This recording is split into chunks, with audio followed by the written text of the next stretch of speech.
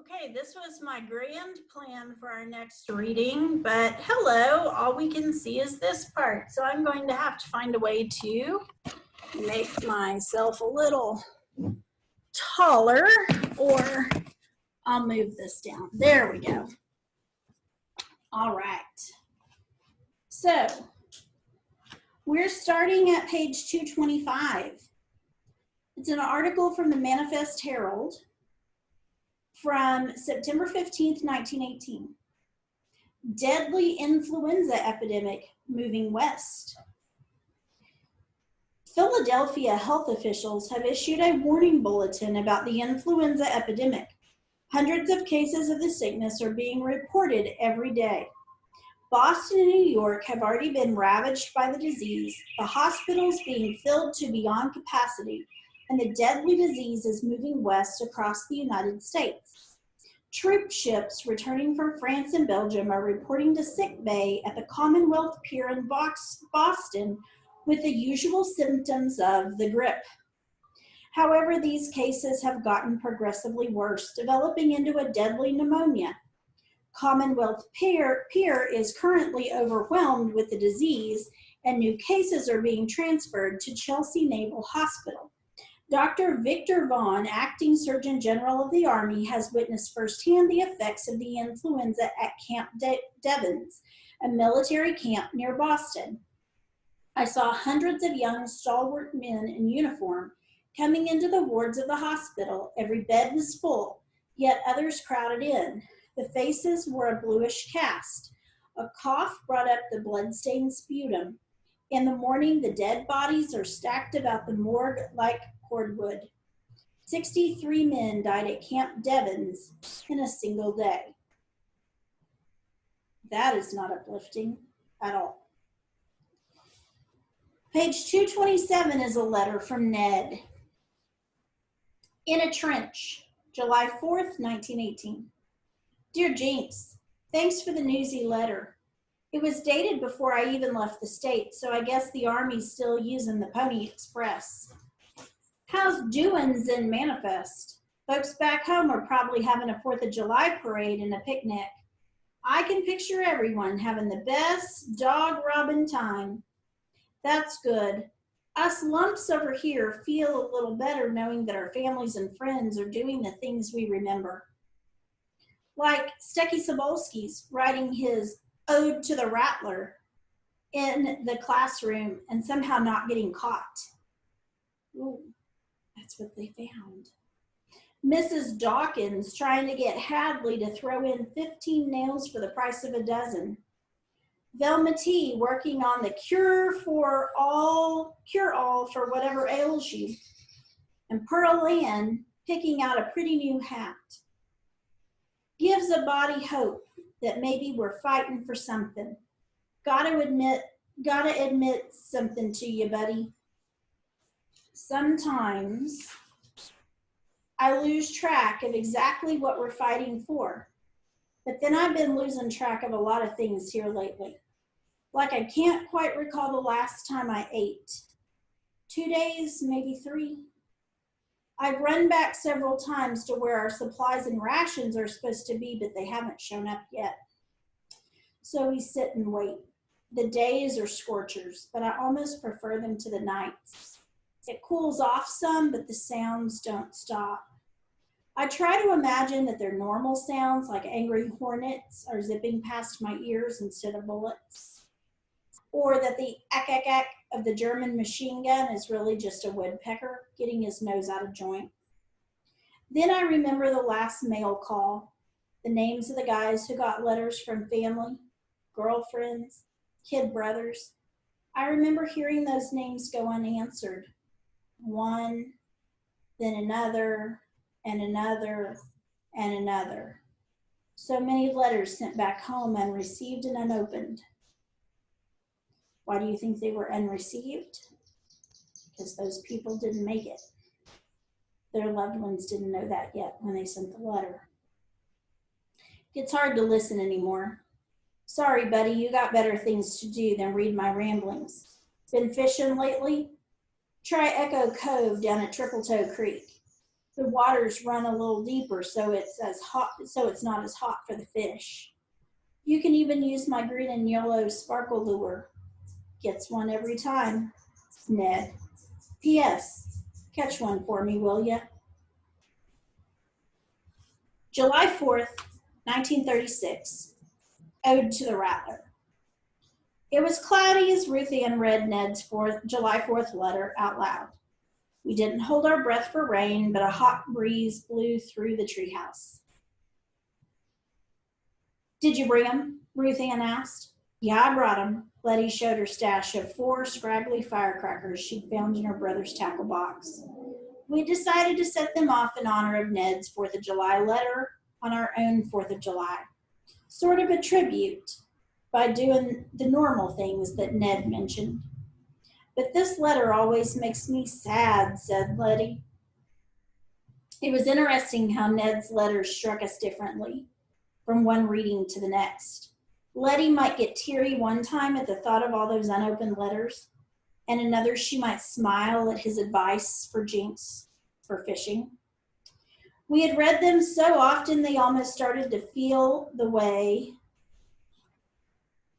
I'd heard folks talk about scripture, like the words were alive and speaking straight to us. That day, my thoughts lingered on the ending, and Ned's mention of the green and yellow sparkle lure. Still hadn't told Letty and Ruth Ann about the mementos I'd found under the floorboards in my room. Never having had much to call my own, I guess I liked having those few treasures all to myself. Ruth Ann's thoughts were somewhere else altogether. I wonder if it's still there. If what's still there?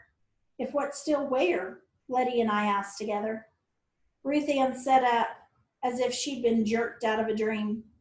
What Stucky Sobalski's wrote in their classroom. His Ode to the Rattler. Ned said he didn't get caught, so he must have written it somewhere he wasn't supposed to. I wonder if it's still there. Letty brushed a strand of sweaty hair off her face. After all these years, surely it would have been washed off, painted over, or just thrown away by now. Why don't we just set off our firecrackers and go see Hattie Mae about some lemonade? Maybe he wrote it in an out-of-the-way place, Ruth Ann continued, or stashed a note somewhere. Some place where his classmates might see it, but the teacher wouldn't. What if it is still there, I asked. Do you think it might tell us something about who the Rattler was or is?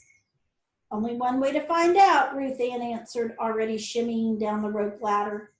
Letty and I shrugged at each other and followed.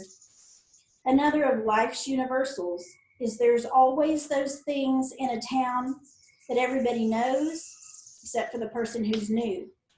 So when we got to the high school and I asked Ruth Ann how she planned to get in, I wasn't surprised when she said, everybody knows the storage room window doesn't shut all the way.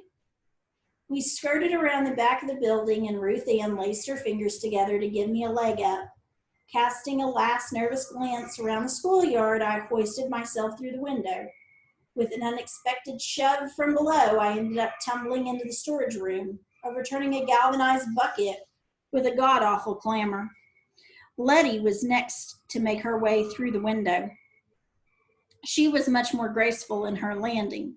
Letty and I used the upturned bucket to stand on so we could reach out the window and grab hold of Ruth Ann. I'm surprised they don't fix that window, I said, now that we were all safe inside. Ruth Ann rubbed her stomach where she'd scratched herself on the windowsill. That they would be Mr. Foster, the janitor, and he'd probably be delighted to spin a little web to catch some kids sneaking in.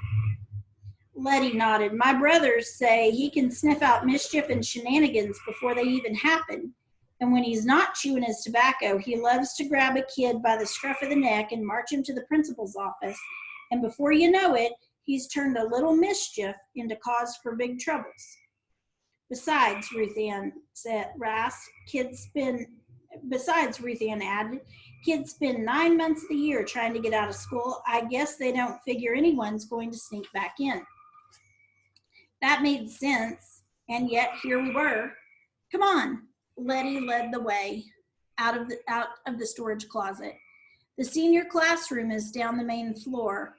I didn't doubt that Letty, who had 6 older siblings, knew her way around this school. We tiptoed down the hall to the second classroom on the right.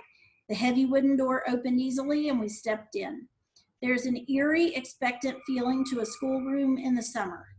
The normal classroom items were there: desks, chalkboards, and a set of encyclopedias, the American flag with accompanying pictures of President Washington and Lincoln. But without students occupying those desks and their homework tacked on the wall, that empty summer classroom seemed laden with the memory of past students and past learning that took place within those walls. I strained to listen as if I might hear the whisperings and stirrings of the past. Maybe Ruth Ann was right. Maybe there was more here than met the eye.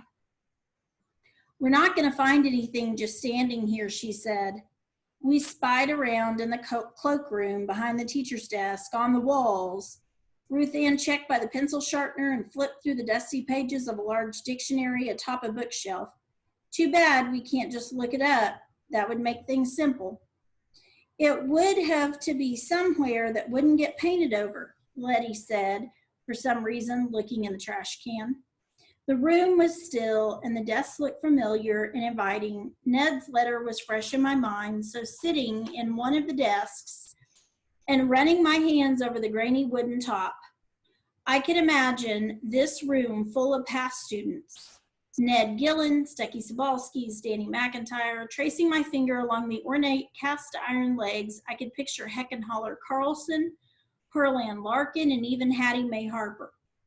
So where would Stucky have written his ode to the Rattler? Letty interrupted my thoughts. Where would a teacher not look?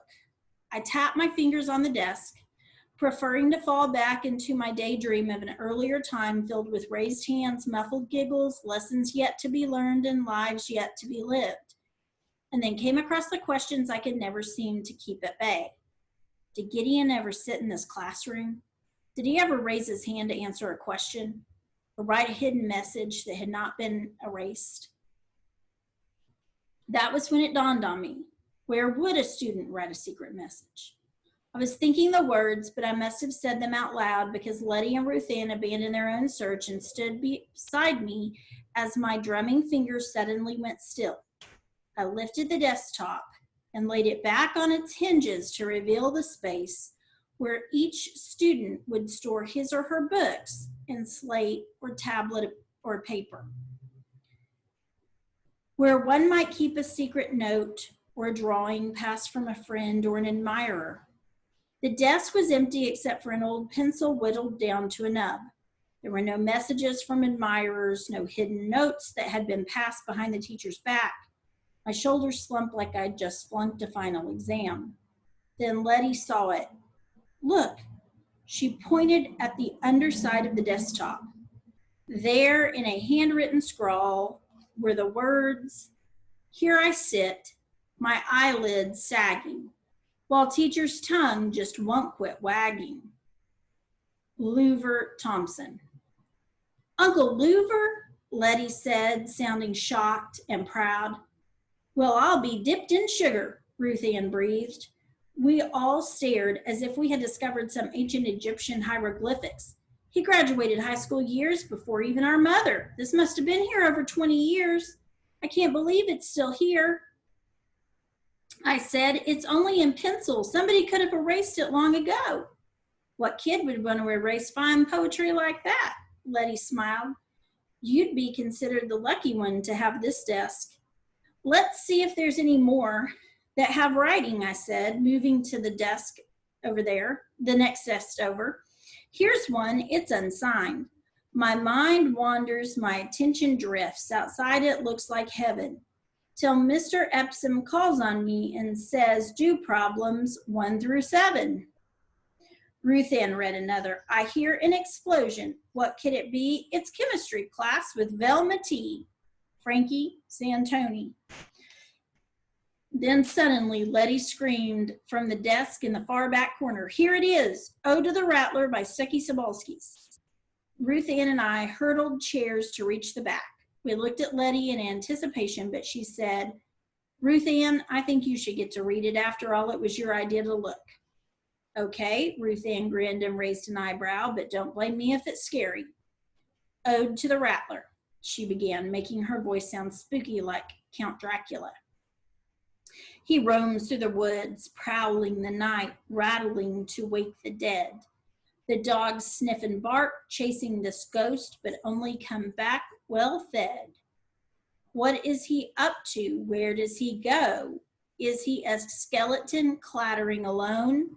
The rattler is watching. He knows who you are. Maybe he'll throw you a bone.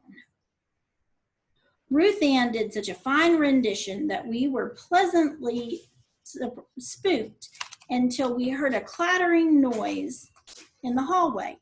After several seconds of us pointing to each other, determining who should look out the window of the door, it seemed that with Letty and Ruth Ann both pointing to me, I was the chosen one.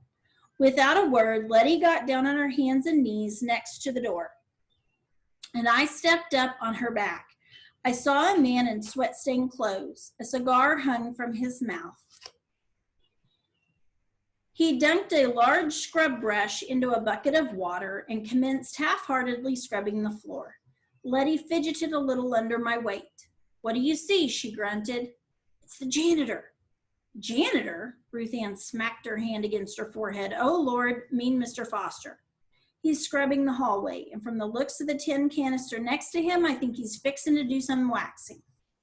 The man barely lifts a finger all year long, and he picks now to wax the floors."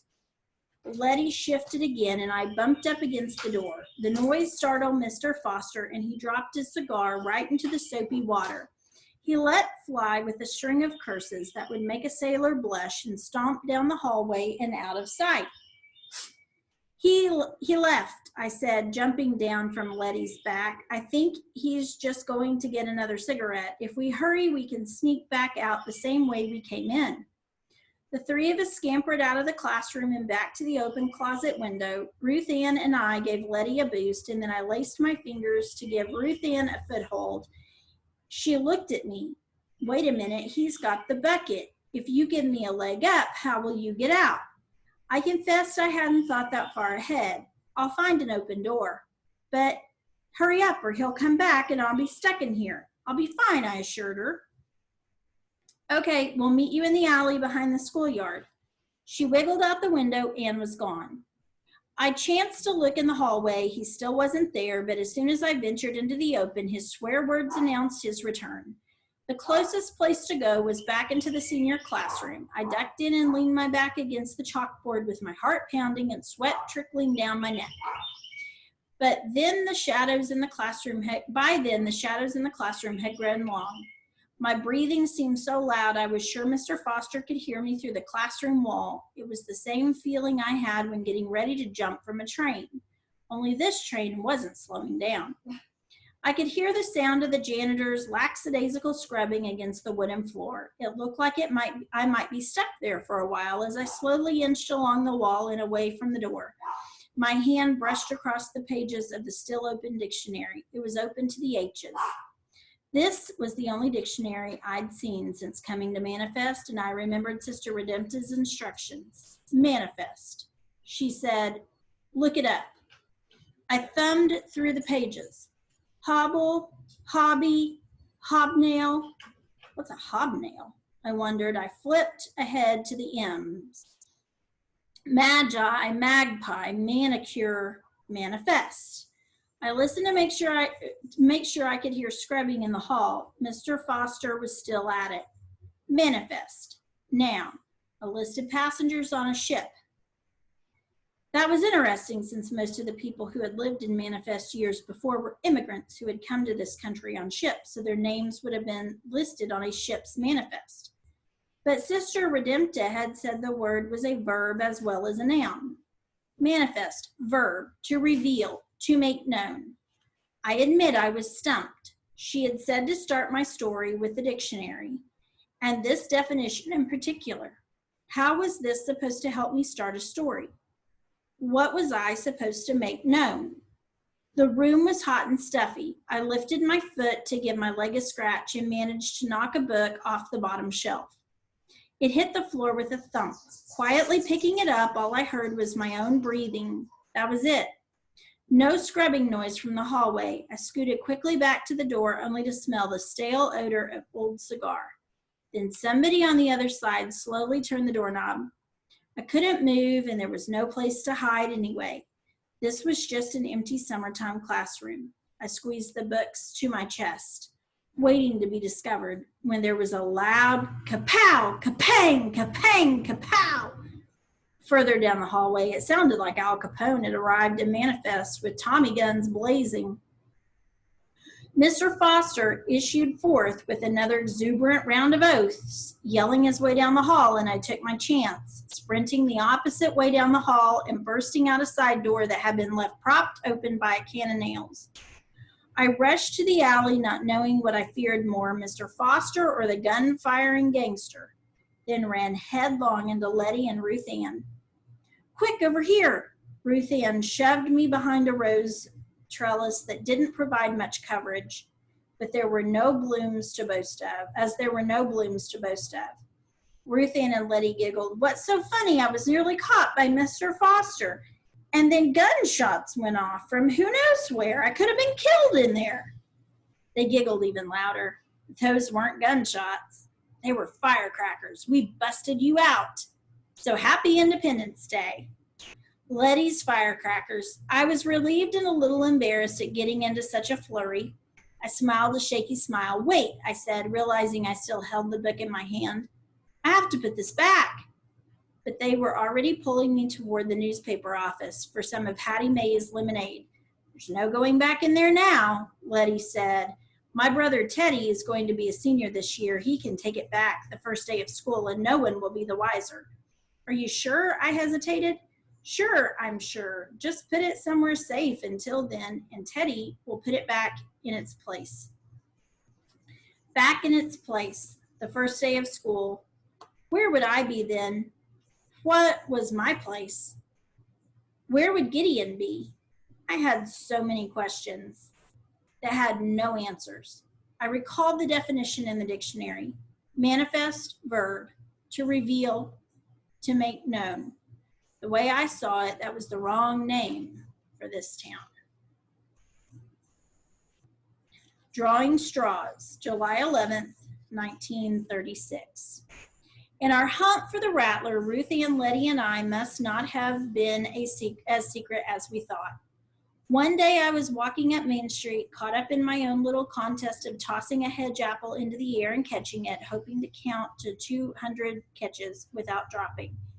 I was on 158 when Mr. Cooper the barber stepped out of his shop, blocking my way. He flapped his hair-cutting cape to shake off the clippings and said, "Hey, kid." I looked around to make sure he was talking to me. Okay, sorry about that. Had to turn the light on. I couldn't see the book anymore. You one of them girls that's been looking for a spy, he asked, kind of half looking at me. I wasn't sure how to answer that. I shrugged. I admit it wasn't the best I could come up with, but it kept him talking. Yeah, well, my father came here from Germany, Herman Kufer. We live at 224 Easy Street.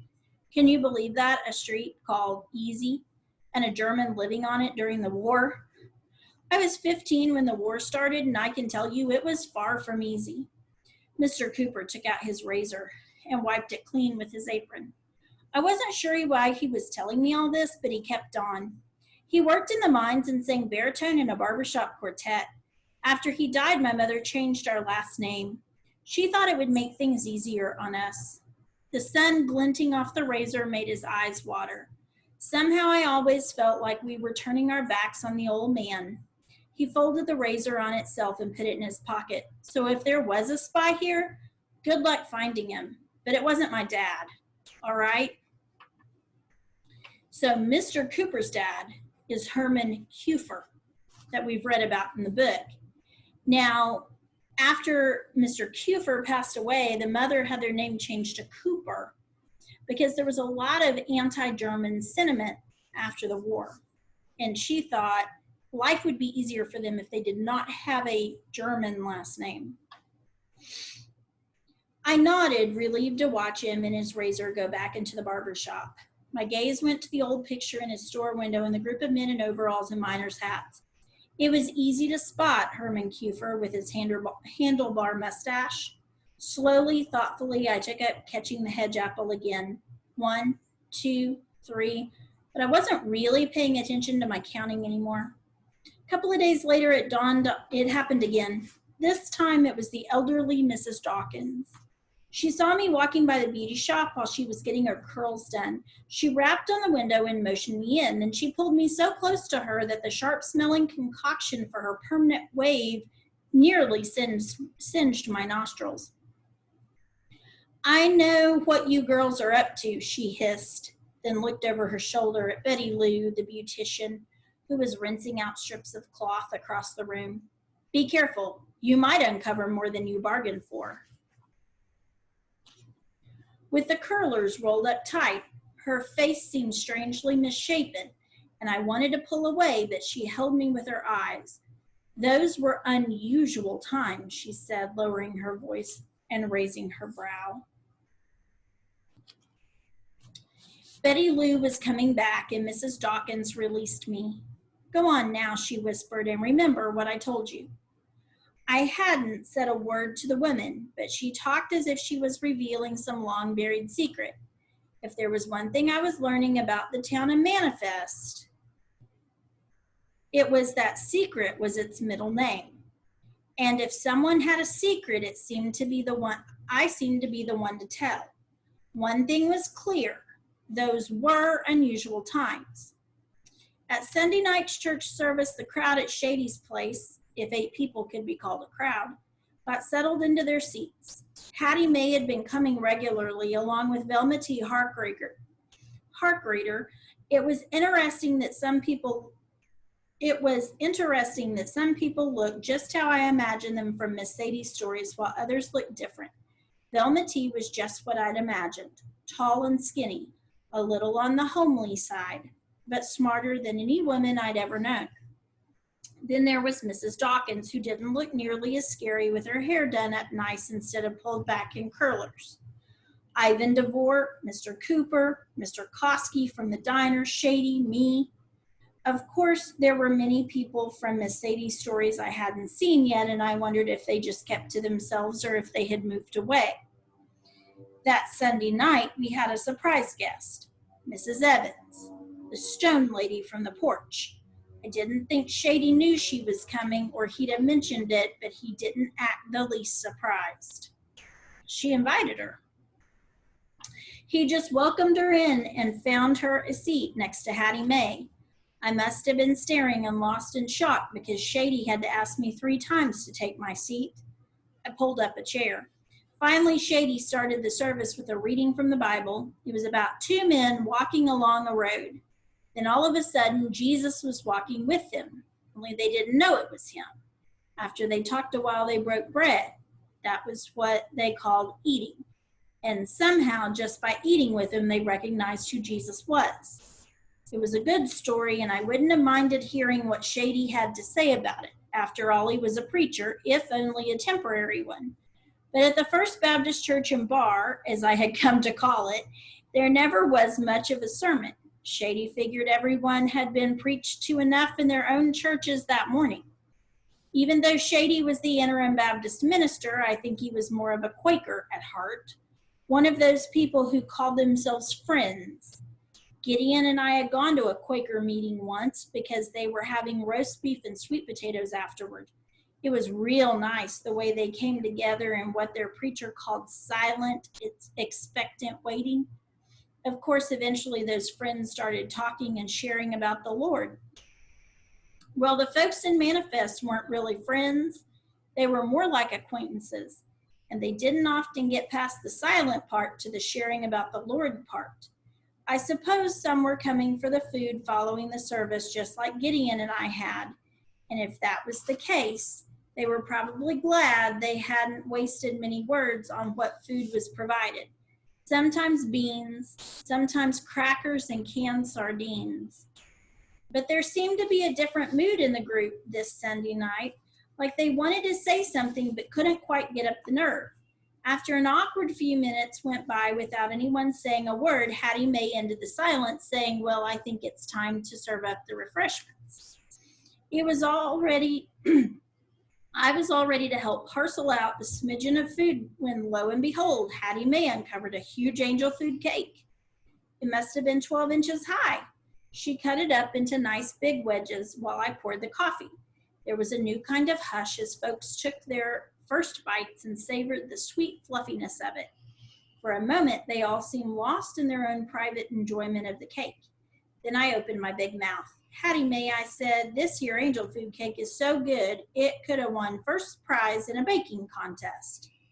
If I'd stopped there, everything would have been fine. But I went on. I went to a county fair one time where they had a baking contest. They gave big blue ribbons for first prize. Did they ever have a fair like that in Manifest? Everyone stopped eating and stared at me. I put my fork down and tried to swallow the too big a bite I'd taken. I mean, doesn't every town have a fair like that?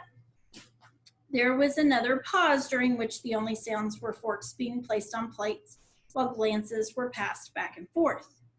Yes, honey, Hattie Mae said, rescuing me. We had a fair like that once. It was a long time ago. There followed a most painful silence that hovered like hot, moist air before a big rain. There was a baking contest, as I recall, Mr. Koski said. Mama Santoni got first prize. She was my neighbor and often brought over some bread or pastry for me to sample. She said she needed a man's opinion. He smiled at the memory. I can tell you, I was always more than happy to oblige. She was the best baker in town. Mrs. Dawkins raised her gloved hand. Oh, now that's where I'll have to disagree. My dear friend, Mrs. DeVore, God rest her, she nodded in deference to Ivan, made the most delicious French cookies. Now, what were they called, Ivan, those buttery cookies your mother made? Galettes, he said. Yes, Mrs. Dawkins said, the most delicious little waffle cookies. They nearly melted in your mouth with a cup of hot tea. Do you remember the lovely teas we had back then? And so it went. Story upon story, remembrance upon remembrance. It was as if those memories were contained in a painful wound that had been nursed and ignored in equal measure. I found myself listening with my eyes as well as my ears, noting the slight movements. Mrs. Dawkins folding her lace handkerchief and placing it on her lap just so. And Mr. Cooper, the barber, stroking his mustache the same way Miss Sadie had described his father, Mrs. Cuford, doing. It was interesting piecing together fragments of stories I'd heard from Miss Sadie, noting what had changed and what had stayed the same. But for some reason, these stories all made me sad and more than a little rankled. It rankled me that everyone in this town had a story to tell. Everyone owned a piece of this town's history, yet no one mentioned my daddy. Even when Gideon had been here, he hadn't really been here. I couldn't find much of a sign of his ever having set foot in Manifest, let alone having left an impression.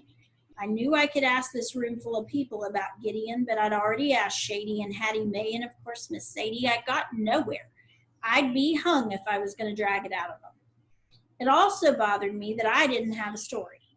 Telling a story ain't hard, Letty had said. All you need is a beginning, middle, and end. But there was the problem. I was all middle.